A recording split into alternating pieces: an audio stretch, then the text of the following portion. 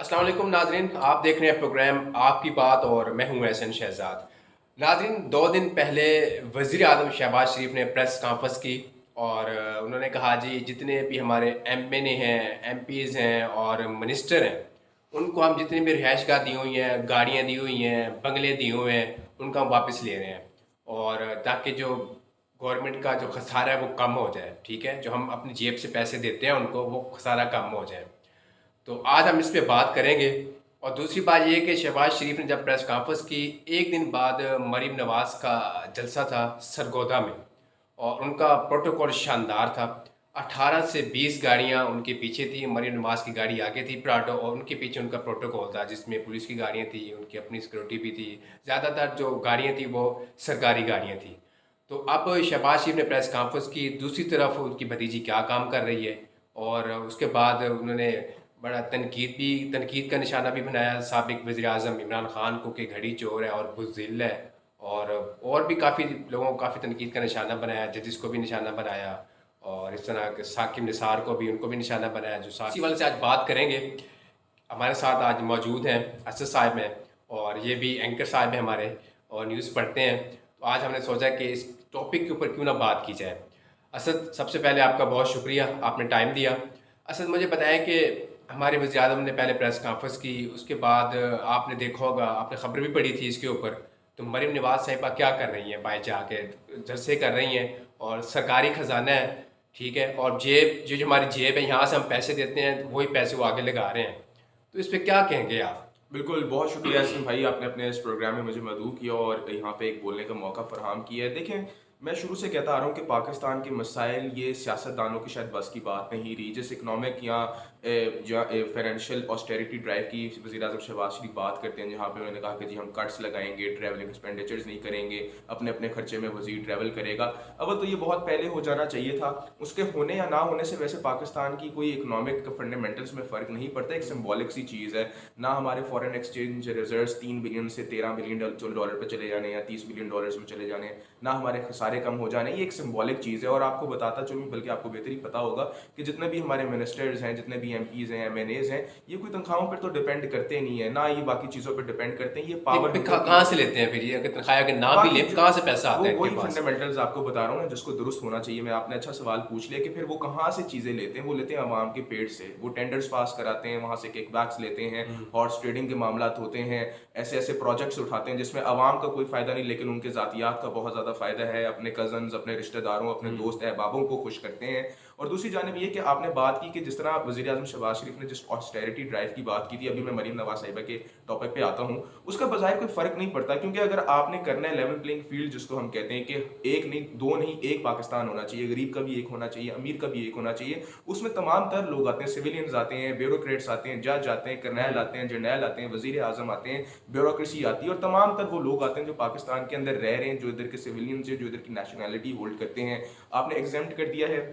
बड़ा मुश्किल होता है एंकर्स के लिए भी ये कहना स्क्रीन्स के ऊपर आके कि जर्नैलों को आपने एग्जाम कर दिया, जजेस को आपने एग्जाम कर दिया, हालांकि उनके भी बहुत ज़्यादा खर्चे हैं और शहाना खर्चे हैं, आई वुड रादर से। और जिस तरह का उनका लाइफस्टाइल है वो भी किसी कम ब्यूरोक्रेट से कम नहीं है। जो सबसे तब पिसा हुआ तबका है वो पाकिस्तान की गरीब आवाम है। देखिए, ये सिंबॉलिक जेस्चर्स हैं, इससे मैं अगेन बार बार रिपीट करता हूँ, इससे बहुत बड़ा इम्पैक्ट नहीं पड़ेगा। एक सिंबॉलिक जेस्चर है कि हम जहाँ कर्जा मांगने जाते हैं किसी दूसरे मुल्क से, वो देखता है कि यार ठीक है, ये कर्जा भी मांग रहे हैं, और यू नो एट टाइम्स ये होता है और कि आगे आपकी एक और भी आपकी बात काट रहा हूँ असद, जब उन्होंने वज़ीर आज़म साहब ने जब प्रेस कॉन्फ्रेंस की, एंड पे साथ ये भी इशारा करवा के गए हैं कि हम जी महंगाई दोबारा करने भी जा रहे हैं। मैं बिल्कुल, और आपने उस again you rightly pointed it out कि अगर हमारी पॉलिसीज़ दुरुस्त हो जाए, मिसाल के तौर पे वज़ीर ख़जाना जो इसाक डार साहब हैं, उनको पता हो कि पाकिस्तान के इकोनॉमिक फंडामेंटल मैटर्स हैं क्या, और उसको कैसे दुरुस्त किया जाता है। अगर डॉलर को आप मसनूई तौर पे नहीं रोकेंगे और वो अगर फ्री फ्लोट करेगा, तो महंगाई तो होगी लेकिन स्टेबिलिटी आएगी। स्टेबिलिटी आएगी तो पाकिस्तान का इकोनॉमिक पहिया चलेगा, बिजनेस जो आपकी कम्युनिटी उसको कॉन्फिडेंस मिलेगा। जब उनको कॉन्फिडेंस मिलेगा, एलसीज खुलेंगी, रुपया अपनी कदर को बेहतर करेगा, रेमिटेंसेस आएंगी, फॉरेन इन्वेस्टर आएगा, टेररिज्म को दूर करेंगे। ये वो असल चीजें हैं जिससे पाकिस्तान की इकोनॉमिक मिसाइल हल हो जाएंगे, ना कि रोटी कपड़ा मकान अपना ऑप्टिक्स की तौर तक दिखा दीजिए। वो भी करना चाहिए। प्रोटोकॉल पे क्या अब कहेंगे आप? प्रोटोकॉल पे मैं मरीम नवाज साहिबा के बिल्कुल ही आपको ये कहूंगा, देखें,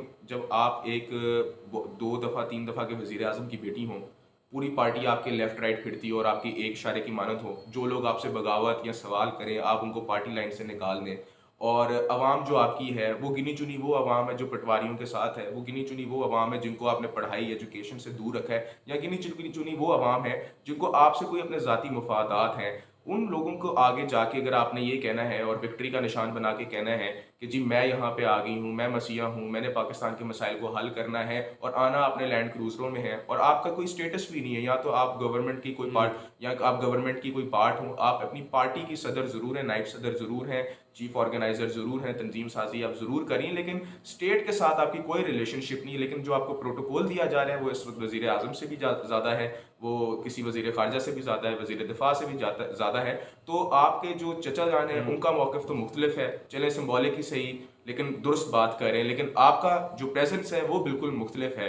और मैं हमेशा ये कहता हूँ, देखें जो गरीब आवाम के मसाइल है ना, उसको अमीर बंदा डिस्कस कर सकता है लेकिन अमीर बंदा हल नहीं कर सकता। और पाकिस्तान का अलमिया ये है कि हमारे मसाइल वो लोग, वो अशरफिया हल कर रही है जो लंदन में बैठी है, जिनको बीमारी होती है तो वो बाहर चले जाते हैं। और इमरान खान साहब का भी यही, कट्टे अंडे मुर्गियां बेच के पाकिस्तान के हालात बेहतर अगर आपने करने हैं, आपने ये जो गरीबों के लिए अगर गवर्नर हाउस में यूनिवर्सिटी बनानी है, तो उससे एजुकेशन सेक्टर बेहतर नहीं होता। ये वो सिंबॉलिक चीज़ें हैं जिसकी हमेशा ज़रूरत नहीं है, हमें जो ज़रूरत है वो राइटली सेट। अच्छा, असल मुझे ये बताइएगा, आप जो जेल भरो तहरीक चल रही है और लाहौर से उसका आगाज़ हुआ, आपको पता है, चेरिंग क्रॉस से, और इन्होंने नून लीग ने कहा कि जी इनके पास कोई आदमी थे नहीं, और जो कारकुनों के इन्होंने पैसे दिए हैं 200 बंदा था, वही कारकुन ही गिरफ्तार हुए हैं, और जो आप जो उसके बाद अदालतों में पहुंच गए हैं जमानतों के लिए। वो क्या कहेंगे इसके बारे में, क्या देखते हैं इसको कि इनकी कामयाब होगी या नहीं? कल पेशावर में आगाज़ था उनका। देखिए, कामयाब होती या नहीं होती ये वक्त बता देगा। कामयाब होने से मुराद क्या है कि वज़ीर आज़म इमरान खान बन जाएंगे, तो वो तो फिर मुझे होती नज़र नहीं आती।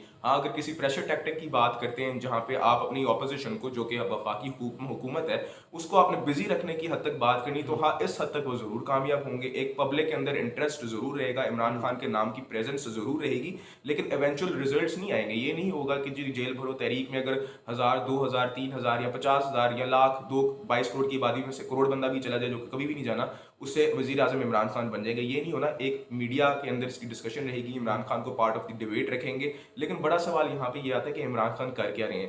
देखिए, इमरान खान साहब को जब वोट ऑफ नो कॉन्फिडेंस के तहत निकाला गया, उसके बाद एक बहुत लंबी तहरीक चली जिसके अंदर इमरान खान साहब ने मुख्तलिफ नैरेटिव्स अपने इंट्रोड्यूस कराए। उस नैरेटिव के अंदर आप मीर जाफर मीर सादा की बात कर लें, एब्सोल्युटली नॉट की बात कर लें, अमेरिका की मुदाखलत की बात कर लें, एक्स जनरल जो हमारे, वैसे वो खत गया है कहाँ पे? वो बड़ा लहरा रहे थे खत, वो खत गया है कहाँ पे? वैसे खत अभी भी लहरा रहा है और खत तब भी लहरा रहा था। खत की कोई असल वक़्त नहीं है। देखिए, हम कंपैरेटिव एनालिसिस ही करते हैं। जब देखिए किसी भी सियासतदान की मैं बात करूंगा तो असल मसला ये कि लगेगा कि सिर्फ वही कसूरवार है। ये चीज़ें दूसरी पार्टीज में भी पाई जाती हैं, जिस तरह आज पाई जाती हैं। आज की अगर रिसेंट हैपनिंग की बात करें तो हमारा जो 9 रुकनी बेंच है सुप्रीम कोर्ट में, जिसने सू मोटो नोटिस लिया है, बिल्कुल सही सू मोटो नोटिस लिया है, लेकिन बात फिर ये है कि आपने अपने फुकत और अपने पार टैक्टिक के लिए आपने उस बेंच को भी कंट्रोवर्शियल कर दिया है। आपको असल सियासतदान और आपको जो असल मैंडेट है वो अवाम ही देगी। देखिए, मैं इमरान खान साहब का बहुत बड़ा नाकिद हो सकता हूँ, लेकिन मैं उनकी एक बात से ज़रूर एग्री करता हूँ कि इलेक्शंस हो जाने चाहिए।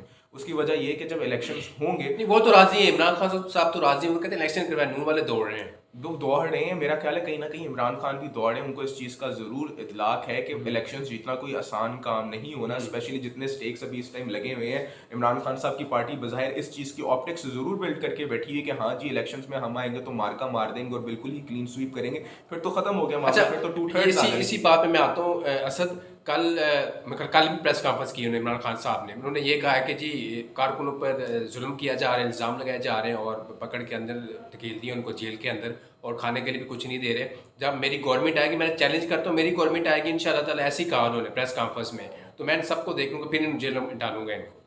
भाई, ये तो अब होता है पाकिस्तान की। क्या ये पर्सनल हो गए सारे कि ये ऑफिशियल है अभी? ये पर्सनल ही है ना, जाहिर सी बात है। आप जेल भरो तहरीक करें, अव्वल तो जेलें इनके लिए जेलें नहीं होती, वो एक रेस्ट हाउस बना लें, वो उनको गेस्ट हाउस बुला लें। वजीर जेल खलक खान जाना की बात कर लें, वो बहुत बड़ी एक वजारत बन चुकी है पाकिस्तान के अंदर, क्योंकि ये जेल भरो तहरीक, दिस इज नथिंग। जेल तो गरीबों की होती है, अमीरों की कौन सी जेल होती है? मुझे बताएं। पाकिस्तान के अंदर जो मैंने शुरू में आपसे बात की थी कि एक नहीं दो पाकिस्तान है, ये टू नेशन थ्योरी की हम बात करते हैं। एक जगह टिम हॉर्टन्स को आप जाके देख लें, वहाँ पे एक लंबी कतार लगी जहाँ पे महंगी तरीन कॉफीज लोग ले रहे हैं, 5-5 हज़ार रुपये का 2 बंदों का बिल बन रहा है, और एक उसी की जानिब एक साथ गांव लगता है, एक चौक चढ़ाया लगता है जहाँ पे यूटिलिटीज़ के लिए, आटे के लिए उससे दुगनी लाइन लगी और आटे की कीमत क्या है किसी को कोई मालूम नहीं है, सब्सिडीज कोई मालूम नहीं है। तो देखिए पाकिस्तान के अंदर ये एलीट की जो सफरिंग है ना, हम बात करते हैं जेल चले गए, ये कोई जेल जाना मेरी नज़र में उनके लिए कोई बहुत बड़ी मुशक्कत नहीं है। वहाँ जेल जाके क्या होना है, इनको क्या उल्टा टांग देंगे, वो गरीब से जाके अच्छा, पूछे मेरा जेल आखिरी जाना क्या सवाल है होता आपसे और प्रोग्राम का टाइम भी खत्म हो जाता है। तो इलेक्शन होते हैं, नून जीतेगी या पीपल्स पार्टी, क्योंकि ये दोनों इकट्ठे ही हैं। पीपल्स पार्टी नून की बनती नहीं है, पहली बात, ठीक है।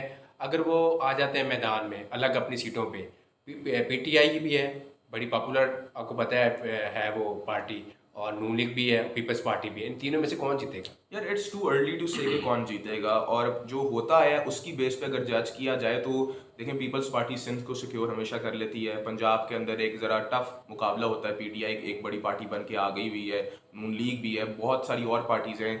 तहरीक लब्बैक की बात करें, उनका एक बहुत बड़ा वोट है। और फिर जो दूसरे स्टेक्स होते हैं, जिस तरह की एक तो हवा किस लहर किस तरफ चल रही है, फिजा का माहौल ही हमें बताएगा कि कौन सी पार्टी आती है।